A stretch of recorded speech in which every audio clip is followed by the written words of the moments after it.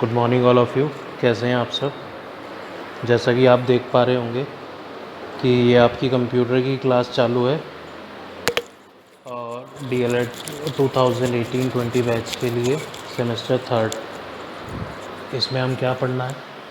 हमें पढ़ना है इसमें ICT। मैं पहले पढ़ा चुका हूँ, वैसे तो तकरीबन हमारा सिलेबस ख़त्म है, बट जैसा कि आप सभी जानते हैं कि लॉकडाउन है, काफ़ी टाइम हो गया है और लॉकडाउन की वजह से हाल फिलहाल में क्लासेस चालू नहीं हो पा रही हैं, कॉलेजेस नहीं खुल पा रहे हैं, तो इसलिए हम लोगों ने ये क्लासेस चालू कर रखी हैं, ऑनलाइन क्लासेस चालू कर रखी हैं। तो ये आप ही की सुविधा के लिए है, ताकि आप लोगों को कोई परेशानी ना उठानी पड़े, है ना। तो ज़्यादा समय ना लेते हुए मैं आपको आगे पढ़ाता हूँ। तो इसमें अच्छा देखेंगे, यहाँ पे हमने क्या पढ़ना है, IC और T,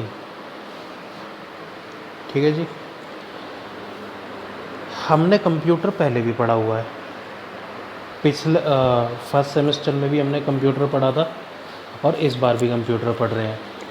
तो डिफरेंस जो रहेगा दोनों में बस इतना है कि हमने लास्ट जो सेमेस्टर में कंप्यूटर पढ़ा था वो बेसिक कंप्यूटर पढ़ा था, जिसमें हमने हार्डवेयर, सॉफ्टवेयर, कंप्यूटर के पार्ट्स के बारे में, इन चीज़ों के बारे में जाना था। बट अब हम यहाँ पे हो गए हैं एडवांस, क्योंकि हमने वो पड़ाव पार कर लिया है। हमें पता लग चुका है कि कंप्यूटर क्या होता है, कैसा दिखता है, उसे कैसे चलाया जाता है। अब हम यहाँ पे पढ़ेंगे कि ICT क्या होता है, और पूरी ही किताब में, यकीन मानना ये मैं बहुत ही बार क्लास में बोल चुका हूँ कि सिर्फ ICT पढ़नी है हमें और कुछ नहीं, और इसको ही समझना है। ये होता क्या है, ये 3 वर्ड हैं, जैसे कि मैंने लिखा हुआ है, ये 3 लेटर लिखे हैं मैंने, I से इन्फॉर्मेशन,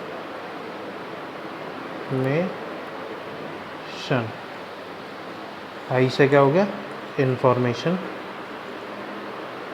C से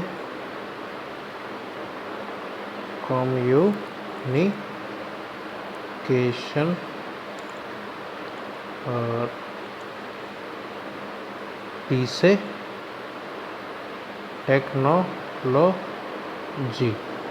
हाँ जी, अभी आप में से बहुत सारे लोग कह रहे होंगे सर हिंदी में पढ़ाओ, हिंदी में पढ़ाओ, मन में आ रहा होगा, है ना। तो हिंदी में पढ़ने वाले हैं, बट ये थोड़ा अच्छा लग रहा है देखने में, तो मैंने अभी लिख दिया है बस, इंफॉर्मेशन कम्युनिकेशन टेक्नोलॉजी। अब ये 3 वर्ड हिंदी में, इनका तीनों का अर्थ क्या है। इन्फॉर्मेशन को कहते हैं हिंदी में सूचना, इन्फॉर्मेशन को क्या कहते हैं, सूचना, है ना। इसको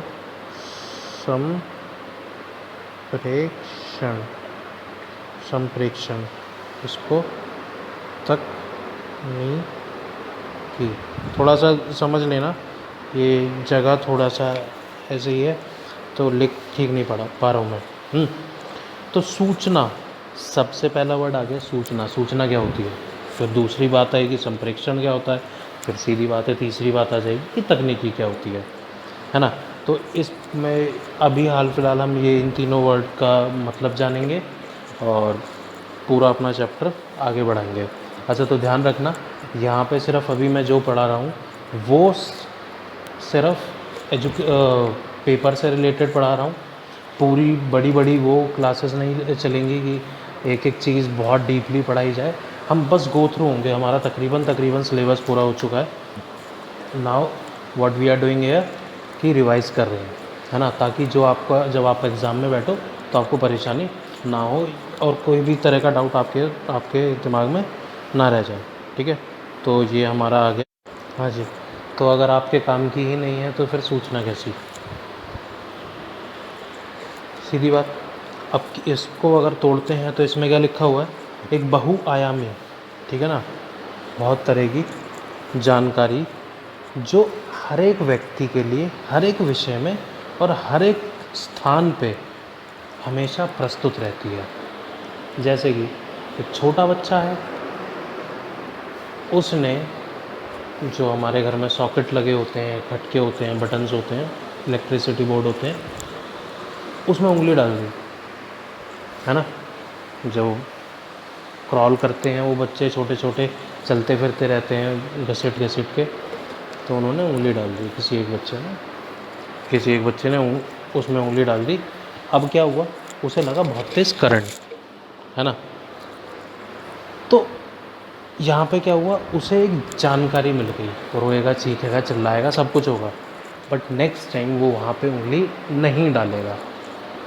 मोस्ट प्रोबेबली वो उस वाले पोर्ट में नहीं डालेगा, चाहे किसी और पोर्ट में डाल दे, है ना। किसी और बोर्ड में, उसके साइड में कोई और बोर्ड होगा, उसमें उंगली डाल देगा, बट उस वाले बोर्ड में नहीं डालेगा, क्योंकि उसे पता लग गया कि यहाँ पे जब उंगली डाली तो यहाँ पे भाई साहब करंट लग रहा है ना। तो सूचना हर जगह हमेशा अवेलेबल रहती है, बस फ़र्क इतना होता है कि हमें कोई चीज़ ग्रैब करनी है, ग्रैंड करनी है या नहीं ग्रैंड करनी, ठीक है, समझ गए। अब इसके बाद दूसरा जो आते हैं सूचना के बाद, संचार, दूसरा जो हमारा वर्ड था, है ना, था कि नहीं था, हाँ जी।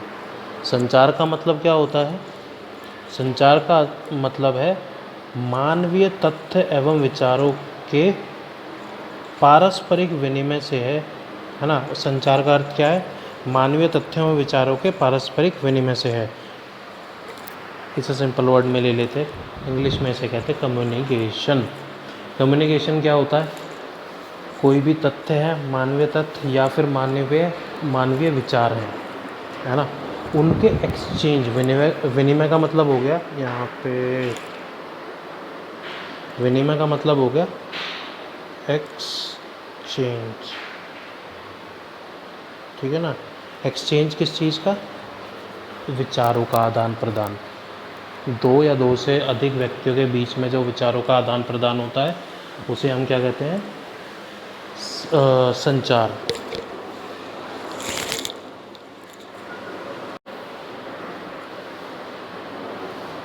हाँ जी, संचार का मतलब कम्युनिकेशन, है ना।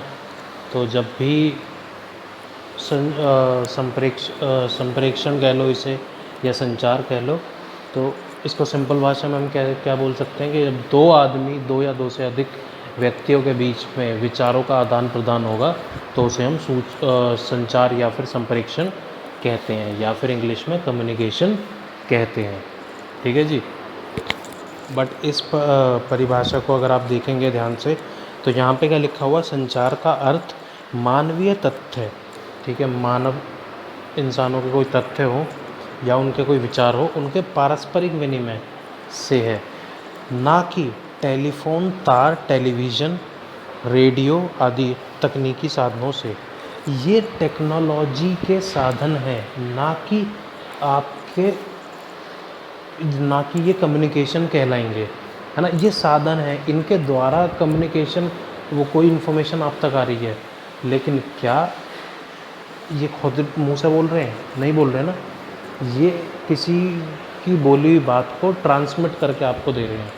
तो इन चीज़ों को, इन साधनों को हम कम्युनिकेशन नहीं कह सकते, ठीक है। तो किसी भी तरह से कंफ्यूज मत हो जाना कि जी टीवी या रेडियो ये कम्युनिकेशन के एग्ज़ाम्पल है, नहीं। एग्ज़ाम्पल क्या होगा संचार का, राम ने श्याम से बात करी, है ना, श्याम ने राम से बात करी। इसके ऊपर मैंने एक चार्ट भी बना के दिखाया हुआ था, जैसे कि सूचना है। अब सूचना क्या होगी, 1 मिनट में दोबारा कोशिश कर लेता हूँ।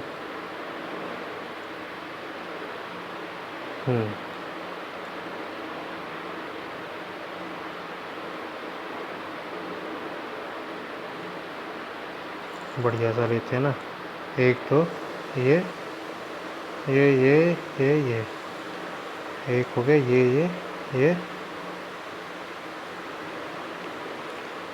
ये समझ में आ रहा होगा कुछ जिन्होंने पहले देखा होगा, ठीक है। अब यहाँ पे क्या हो गया, ये एक मिस्टर ए है, मिस्टर ए, ये मिस बी। इन्होंने इनसे कहा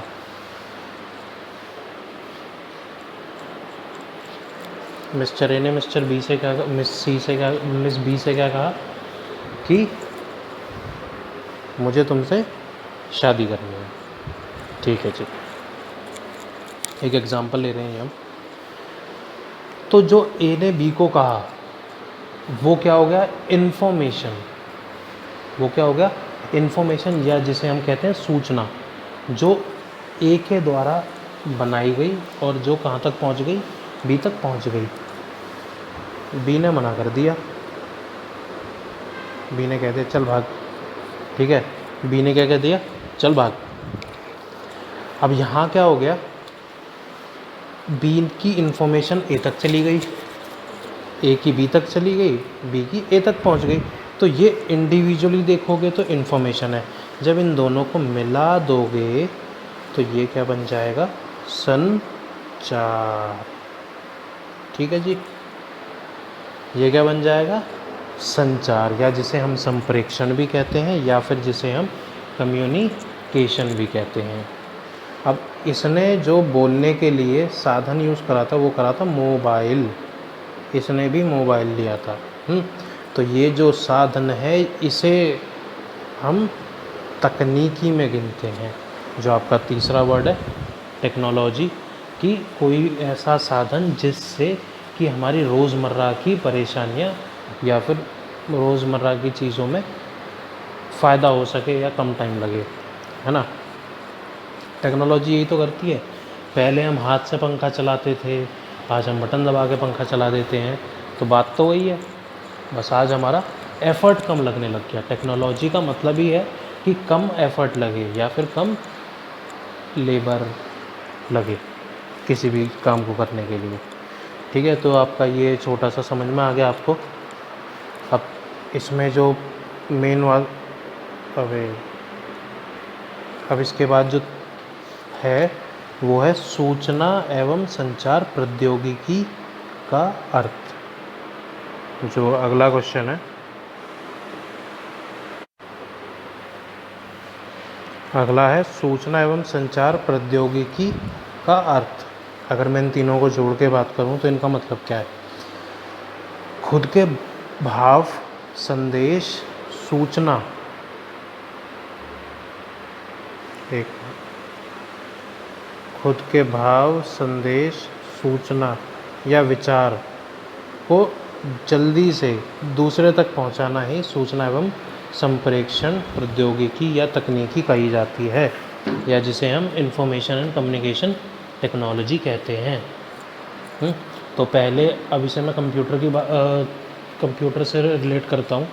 अभी तक तो इधर उधर से हमने बात करी, तो अब इसे कंप्यूटर से कैसे रिलेट करेंगे कि मान लो पहले होता था, पहले आपको जो पढ़ाई होती थी, ऑनलाइन पढ़ाई नहीं होती थी जैसे अब होती है ना। पहले आपको बहुत सारे रिसोर्सेज अवेलेबल थे, है ना, किसी भी चीज़ को पढ़ने के लिए या पढ़ाने के लिए। अब एक एग्ज़ाम्पल लेते हैं कि पुराना टाइम है, आपका लॉकडाउन हो चुका है, पिछले 4-5 महीने से सारी अर्थव्यवस्था ठप है, हर कुछ बंद पड़ा हुआ है और कोई स्कूल कॉलेज कुछ नहीं खुला हुआ। तो अब इस टाइम पे क्या कोई भी बच्चा किसी टीचर के पास जा सकता है? नहीं जा सकता। क्या वो खुद पढ़ेगा या पढ़ेगी घर पे अकेले बैठ के? मोस्ट प्रोबेबली पढ़ भी सकते हैं, नहीं भी पढ़ सकते हैं। भाई 4-5 महीने हैं, पुराना वक्त है जहाँ पे टीवी वगैरह कुछ नहीं था, तो किताबें सहारा होती थी। कुछ पढ़ेंगे, कुछ हो सकता है आवारागर्दी फिर भी इधर उधर करने घूम निकल जाएं, किसे पता लग रहा है। आज भी जैसे लोग निकलते हैं। अब क्या हुआ वहाँ पे, आप नहीं पढ़ पाए, आपको नहीं मिल पाया। अब दूसरा वहाँ पे एक और सिचुएशन लेते हैं कि टीचर से आज आपने कुछ पढ़ा, आपको कुछ आ गया डाउट, घर गए, ये ठीक है, समझ गए। अब इसके बाद अगला जो है ये है हमारा सूचना एवं संचार प्रौद्योगिकी का अर्थ। अच्छा, इन तीनों वर्ड शब्दों को मिला के आईसीटी जो है, आईसीटी को जो हम मिलाते हैं वो बन जाता है, 1 मिनट, ये जो हमारी रबड़ है ना, रबड़ का साइज, हाँ अब सही है। तो जी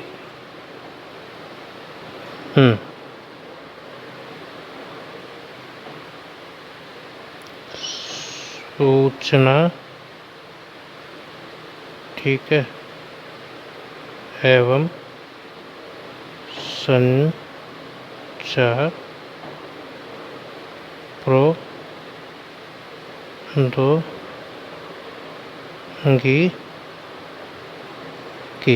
सूचना एवं संचार प्रौद्योगिकी, ये 3 शब्द हैं जो मैंने स्टार्टिंग में आईसीटी लिखा था, उसका हिंदी फॉर्म। हमें कंप्यूटर्स जो है, अगर कोई बच्चा ऐसा है जिसको इंग्लिश में, अभी तक इंग्लिश में कंप्यूटर पढ़ा है, मोस्टली हर किसी ने इंग्लिश में ही पढ़ा है, अगर वो कहता है कि नहीं सर मेरे को हिंदी में नहीं समझ में आ रहा है और मैं परेशान हो जाऊंगा अगर हिंदी में करता हूँ तो, बट उसको मैं बताना चाहूँगा कि आपका जो डीएलएड का एग्ज़ाम होगा उसमें आपको हिंदी में ही लिखना पड़ेगा, ना कि इंग्लिश में। वहाँ आप कुछ एक शब्दों को इंग्लिश में लिख सकते हैं, कंप्यूटर में इतनी सहूलियत है, थोड़ा मिक्स करके लिख दीजिए, बट आपको हिंदी में पढ़ना ज़रूर पड़ेगा। यहाँ पे जो पूरा करिकुलम है वो हिंदी में है, ठीक है। तो हम आगे बढ़ते हैं जी। सूचना एवं संचार प्रौद्योगिकी का अर्थ क्या है? हम सूचना समझ गए। सूचना का मतलब होता है अपने विचारों, मतलब किसी कोई नई चीज़ की जानकारी प्राप्त होना, जानकारी को हम सूचना कहते हैं। नई किसी भी तरह की हो सकती है, अच्छी बुरी कैसी भी सूचना हो सकती है। इसके बाद आता है संचार। संचार 2 या 2 से अधिक व्यक्तियों के बीच में होता है। किस चीज़ को लेके? मानवीय तथ्य और विचारों के पारस्परिक विनिमय जो होता है या एक्सचेंज जो होता है तथ्य और विचारों का, उसे हम संचार कहते हैं। संचार के बाद आ गया, अब ये 2 शब्द मिल गए। अब इसके बाद तीसरा शब्द जो इसमें मैंने लिखा नहीं है, मतलब अलग से नहीं है, प्रौद्योगिकी। प्रौद्योगिकी का मतलब क्या होता है? तकनीकी, या फिर इंग्लिश में कहें तो टेक्नोलॉजी। टेक्नोलॉजी क्या होती है? टेक्नोलॉजी कोई भी चीज़, किसी भी काम को करने के लिए जो साधन हमें लगता है, जो किसी भी काम को करने के लिए सहूलियत देता है या फिर आसान बनाता है किसी काम को करने के लिए, उसे हम तकनीकी कहते हैं। जैसे कि एक आपका वो है, टैप है, ठीक है, पानी की टंकी, टोंटी हिंदी में, हाँ। तो वो क्या कर रही है आपका, वो क्या है, एक साधन है किस काम के लिए?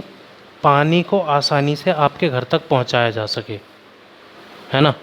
तो वो आपने वो भी देखी होगी, 3 इडियट्स।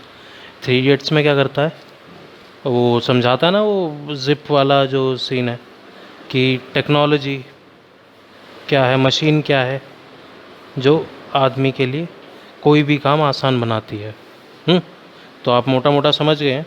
अब इसके बाद हम आते हैं, ये जो मैंने अभी खोल के रखा हुआ है, सूचना एवं संचार प्रौद्योगिकी का अर्थ। हाँ, सूचना एवं संचार प्रौद्योगिकी का अर्थ होता है स्वयं के भावों, संदेशों, सूचनाओं तथा विचारों को अतिशीघ्र दूसरों तक पहुंचाना। कंप्यूटर्स की भाषा में जानते हैं, इसमें हम थोड़ा थोड़ा तोड़ के बात करते हैं कि क्या क्या लिखा था, है ना। 1 मिनट। भाव, 1 मिनट।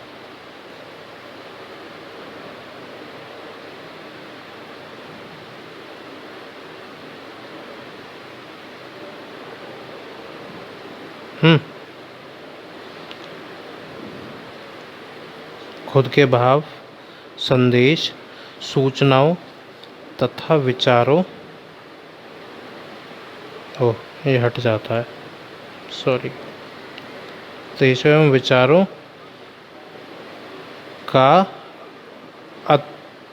का शीघ्र दूसरों तक पहुंचाना, मतलब खुद के भावों को, संदेशों को, सूचनाओं को या विचारों को दूसरों तक बहुत तेज़ी से, बहुत जल्दी दूसरों तक पहुंचाना, ये सूचना एवं संचार प्रौद्योगिकी का अर्थ है। अब इसे सिंपल फॉर्म में समझ लेते हैं कि क्या मतलब है। कंप्यूटर है, आप सबने देखा होगा कंप्यूटर, नहीं भी देखा होगा किसी वजह से तो सुना तो ज़रूर होगा। आपके पास फ़ोन है, ठीक है, ये भी एक तरह का कंप्यूटर है। पहले क्या होता था, अगर आपको कोई चीज़ पढ़नी है ना, तो क्या करना पड़ता था, स्कूल जाना पड़ता था, कॉलेज जाना पड़ता था, वहाँ पे टीचर आएगा या लेक्चरर आएगा, प्रोफेसर आएंगे, तो उन लोगों को बैठ के सुनना होगा। वो जो भी पढ़ाएंगे, जो भी कराएंगे, आपको उस तरीके से बैठ के पढ़ना होगा। फिर आप घर आओगे, उनकी बताई हुई चीज़ों को प्रैक्टिस करोगे। अगर बाई चांस किसी वजह से आपको नहीं समझ में आया है उनका पढ़ाया हुआ, तो आपको वेट करना पड़ेगा कल तक के लिए। आप दोबारा स्कूल या कॉलेज जाएंगे, आप वहाँ पे उनसे पूछेंगे। अगर बाई चांस आपको दोबारा भी नहीं समझ में आया, इफ़ इन एनी केस, तो क्या होगा, आपके दिमाग में हमेशा के लिए वो एक डाउट बन जाएगा कि क्या इसका मतलब क्या है ना। तो आपका जो भाव, जो टीचर के भाव थे या संदेश थे या सूचना थी या विचार थे, वो आप तक नहीं पहुंच पाए, या आप क्या उनसे समझना चाह रहे हैं वो नहीं समझा पाए। ठीक है, अब आते हैं नई एज में, आज के टाइम में। आज भी आप स्कूल जाते हैं, कॉलेज जाते हैं, आपको कोई, जैसे मैं ही हूँ, ये पढ़ा रहा हूँ टॉपिक, आपको नहीं समझ में आता है तो आप क्या करेंगे, इंटरनेट का यूज़ करेंगे। इंटरनेट का यूज़ करेंगे ना, मेरे से नहीं समझ में आ रहा किसी और से समझेंगे, किसी और से नहीं समझ में आ रहा किसी उससे भी किसी और से समझेंगे। तो ये क्या हो रहा है, अपने जो भाव हैं वो आसानी से आप दूसरों को बता पा रहे हो। आप भाव बताए ना, आपने अगर मेरे से पूछा, कोई अगर मान लो मैंने लेक्चर दिया, मैंने अपने भाव प्रकट करे, कितनी तेज़ी से हो रहे हैं।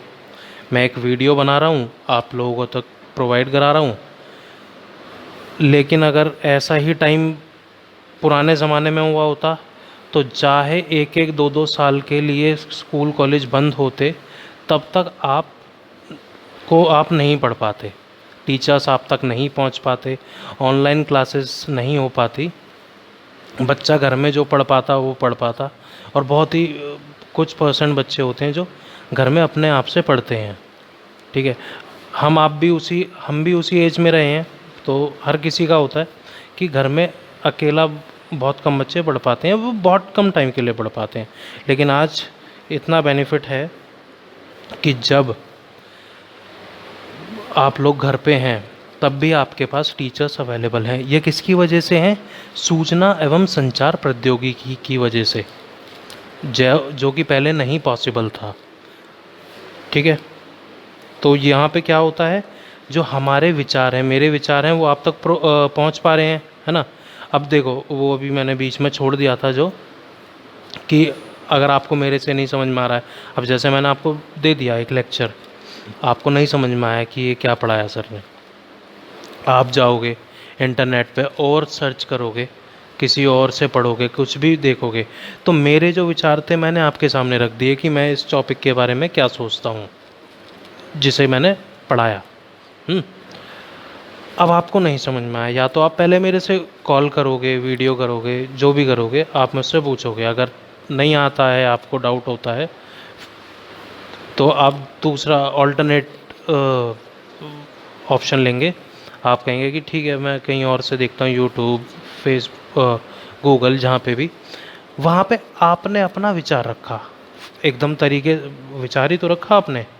क्या करा आपने, टाइप जो भी करा, वो मन में विचार था, मन में डाउट था, आपने वो उसको कंप्यूटर को बताया, इंटरनेट को बताया, इंटरनेट ने क्या कर दिया, पल में आपकी प्रॉब्लम सॉल्व कर दी। ठीक है, तो ये जो चीज़ है, अपने जो सूचना एवं संचार प्रौद्योगिकी है, वो क्या है, ICT क्या है, स्वयं के भावों का या संदेशों, सूचनाओं या विचारों को अति शीघ्र दूसरों तक पहुंचाना, जो कि अभी हम हाल फिलहाल कर रहे हैं। ठीक है, तो आई होप आपको ये 2-3 चीज़ें समझ में आ गई होंगी, है ना। मैंने आपको अभी बताया सूचना, अभी बताया संचार, अभी बताया प्रौद्योगिकी का क्या मतलब है, ये 3 मतलब, फिर इन तीनों को जोड़ के बता दिया कि इन तीनों को जोड़ के क्या मतलब है। अब इसके बाद आता है सूचना का गुण। ठीक है, सूचना के गुण, ये 1 2 3 4 5 6 7 ये सूचना के गुण हैं। मैं पहले क्लासेस में, मैं बार बार बता रहा हूँ कि मैंने पहले क्लासेस में ये सब चीज़ें पढ़ा दी हैं।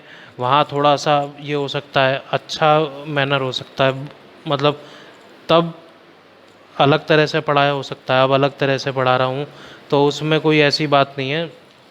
जब भी दोबारा कॉलेज वगैरह खुलेंगे तो तब आप लोग, अगर किसी वजह से डाउट है, आप कहते हैं कि नहीं सर हमें समझ में नहीं आया, तो आप वहाँ पे दोबारा पूछ लीजिएगा, है ना। बाकी आपके पास व्हाट्सएप तो है ही, आप कभी भी मेरे से कांटेक्ट कर सकते हैं। ठीक है, तो अब आते हैं पहला सूचना का गुण। पहला क्या है? शुद्धता। शुद्धता क्या होती है? कि जो भी सूचना हो वो शुद्ध हो, आपके पास जो भी जानकारी आए वो प्योर जानकारी आए, शुद्ध जानकारी आए। ऐसा ना हो कि आपके पास किसी भी तरह की जानकारी आई है बट वो जानकारी आपके लिए रिलेवेंट नहीं है, या फिर आप तक आपको समझ में नहीं आ रही है। अब कोई एक एक ब्रिटिशर आ गया, या मान लो एक साउथ से आदमी आया, उसने आपके कान में कुछ भी बोला अपनी नेटिव लैंग्वेज में, ठीक है, तमिल में, मलयाली में, उसने कोई बात आपके कान में बोल दी, एक जानकारी दे दी उसने, बट क्या आपको समझ में आया होगा? हम एक एवरेज आदमी की बात कर रहे हैं कि हमें नॉर्मली हिंदी ही आती है इंडिया में, ख़ास तौर पे नॉर्थ में। तो क्या आपको समझ में आया होगा? नहीं आया होगा, सीधी सी बात है। कोई आदमी तमिल में आपके कान में कुछ बोल गया, आपको कहाँ समझ में आ रहा है? मुझे भी नहीं आएगा। तो क्या वो जो सूचना थी, उसने अपनी तरफ से एक सूचना दी, और उस सूचना में जो हिडन तथ्य था वो ये था कि आपके सोसाइटी में किसी ने बॉम्ब लगाया है, ठीक है। बट क्या जब उसने ये बात बोली तो आपको वो चीज़ समझ में आई थी? नहीं ना। क्यों? क्योंकि उसने अपनी ही किसी भाषा में बोला। तो यहाँ पे हम क्या कह सकते हैं कि जो सूचना थी वो शुद्ध नहीं थी। अब दूसरी बात, इसी बॉम्ब वाले एग्जाम्पल को लेके चलते हैं। सूचना जो भी आप तक पहुँच रही है वो टाइम से आनी चाहिए। टाइम के बाद आएगी या टाइम के बाद आपके पास कोई सूचना आती है तो उसका आपको कोई फ़ायदा नहीं है, ठीक है। जैसे कि अब देखो, पहले शुद्ध होनी चाहिए सूचना, शुद्ध के बाद वो टाइम से आनी चाहिए। टाइम से कब आएगी? जैसे बॉम्ब वाली जानकारी थी, अब वो ही आदमी, अब मान लो हिंदी में बोलने आया है, अब हिंदी में बोलने आया है, या फिर आपको तमिल आती है, दोनों ही केस हो सकते हैं। दोनों ही केस में आपको समझ तो आ रहा है ना, तो मतलब आपके लिए जो इन्फॉर्मेशन है या सूचना है या जानकारी है वो शुद्ध है। बट बम फट चुका है, बम फट चुका है, उसके बाद वो आपके पास आता है, कहता है कि सर आपकी सोसाइटी में बम रखा हुआ है, ठीक है। आपका मुंह काला हो रखा है, आप उसे देख रहे हो, वो आपको देख रहा है। क्या हो रहा है यहाँ पे? आपका भी खून खोलेगा कि मैं अच्छा खासा बम फट चुका है, मेरी हालत देख के लग रहा है, लेकिन ये आदमी मेरे को अब आके बोल रहा है कि बम रखा है किसी ने और फटने वाला है। तो क्या आपके पास टाइम से वो इन्फॉर्मेशन लेके आया? नहीं ना। क्यों? क्योंकि अगर बम फटने से पहले वो इन्फॉर्मेशन लाता तो आपकी वो सूचना में गिनी जाती, ठीक है। सूचना, यहाँ पे हम ये बात कर रहे हैं कि सूचना कैसी होनी चाहिए, किस चीज़ को हम सूचना में या जानकारी में रखेंगे। जब तक कोई भी इन्फॉर्मेशन आपकी समझ में नहीं आती है तब तक हम उसको इन्फॉर्मेशन सूचना नहीं कहेंगे या फिर इन्फॉर्मेशन नहीं कहेंगे, ठीक है, कि शुद्ध होनी चाहिए। सूचना जब तक शुद्ध नहीं होगी हम उसे सूचना में नहीं गिनेंगे। दूसरा, समय से नहीं आएगी तो हम उसे नहीं गिनेंगे सूचना में। अर्थपूर्ण भी होनी चाहिए, उसका कोई अर्थ होना चाहिए। अगर कोई कैसी भी ऊट पटांग कोई भी बात अगर कोई तुम्हें बोल के चला जाए जिसका कोई अर्थ ही ना हो, अर्थविहीन हो, तो उसको हम सूचना में नहीं गिनेंगे, ठीक है। अब इसके लिए एग्ज़ाम्पल देते हैं, दोबारा लेते हैं एग्ज़ाम्पल 3 इडियट्स का। 3 इडियट्स सबने देखी है, तकरीबन सबने देखी है, ठीक है। वहाँ क्या हुआ था, वहाँ पे 2 वर्ड लिखता है आमिर खान, 2 वर्ड लिखता है, एक फरहान इस्चर और एक राजू कुछ करके ऐसे लिख देता है 2 वर्ड, और वो कहता है कि आपके पास 1 और 2 मिनट्स का टाइम है, आप चेक करें कि ये वर्ड कहाँ है, इनके मीनिंग क्या है। बट एक्चुअल में क्या उनका मीनिंग था, नहीं था ना। तो वो सूचना रिलेवेंट थी या नहीं थी, इररिलेवेंट थी, सीधी सी बात है। मतलब वो अर्थविहीन थी, उसका कोई अर्थ नहीं था, ठीक है। तो सूचना हमेशा शुद्ध होनी चाहिए, समय से मिलनी चाहिए आपको सूचना, उसका कोई अर्थ होना चाहिए और संक्षिप्त होनी चाहिए, या फिर कहूँ तो कंसाइज होनी चाहिए। मान लो मैं एक छोटी सी बात को, अब जैसे अभी मैं बोल रहा हूँ, मैं इस लेक्चर को 3 घंटे लगा दूँ पढ़ाने में, तो पढ़ाना तो मुझे तब भी वही है, जो चीज़ मैं अभी 15 से 20 मिनट में, आधे घंटे में ख़त्म कर सकता हूँ, लेकिन मैं इसे लगा दूँ पूरा 2-3 घंटे, तो क्या आप लोग पूरे टाइम देख पाएंगे?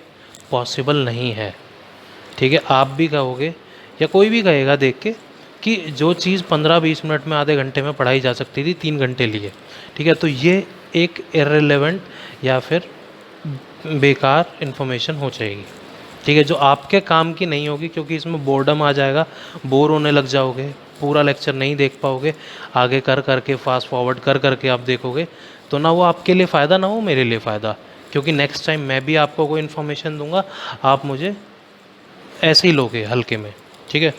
इसके बाद अब दोबारा एक बार देख लेते हैं। शुद्ध होनी चाहिए सूचना, फिर समय से होनी चाहिए, फिर अर्थ भी होना चाहिए, संक्षिप्त भी होनी चाहिए, उसके बाद उपलब्धता, जो आदमी तक जानी है उस तक ही जानी चाहिए, ठीक है।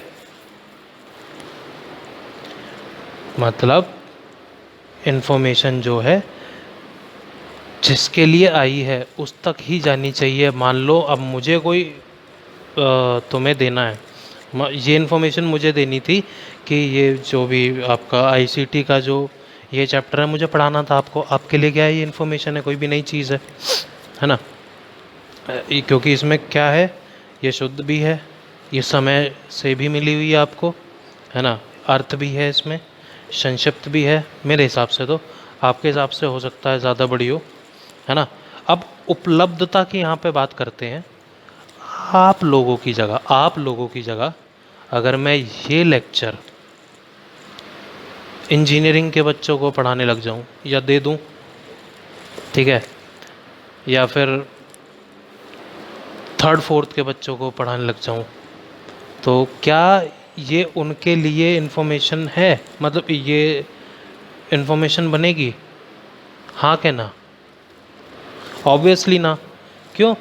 क्योंकि ये आपको उपलब्ध होनी चाहिए, ना कि उन लोगों को। उन लोगों को उपलब्ध करा के करना क्या है, उनको क्या मतलब कि सूचना एवं संचार प्रौद्योगिकी क्या है और उसका अर्थ क्या है, वो तो आपके लिए वो है ना इम्पॉर्टेंट, आपको उपलब्ध होगी तभी तो वो सही बैठेगी।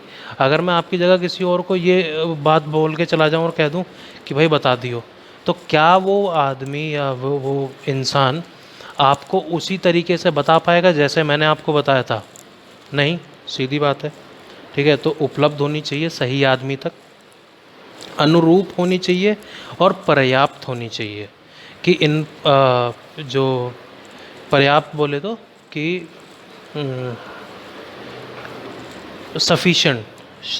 सफिशेंट होनी चाहिए इन्फॉर्मेशन। ऐसा ना हो कि बहुत ही ज़्यादा बड़ा लंबा चौड़ा मैं बताए जा रहा हूँ, तो वो आपके लिए भी फ़ायदा नहीं है, मेरे लिए भी फ़ायदा नहीं है, ठीक है। तो ये छोटी सी अभी हमने कोशिश करी है कि मैं आपको, एक मिनट, ऑफ, सॉरी, हाँ, तो ये एक छोटा सा हमारी तरफ से एफ़र्ट था। आगे और जितने भी क्लासेस होती रहेंगी आपको बताते रहेंगे। बाकी ऑनलाइन जो लाइव क्लासेस होंगी उसके लिए भी आपको स्केड्यूल दे दिया जाएगा, ठीक है। तो ध्यान रखिएगा, अपना घर पे रहें, सेफ रहें, और थैंक यू गाइस।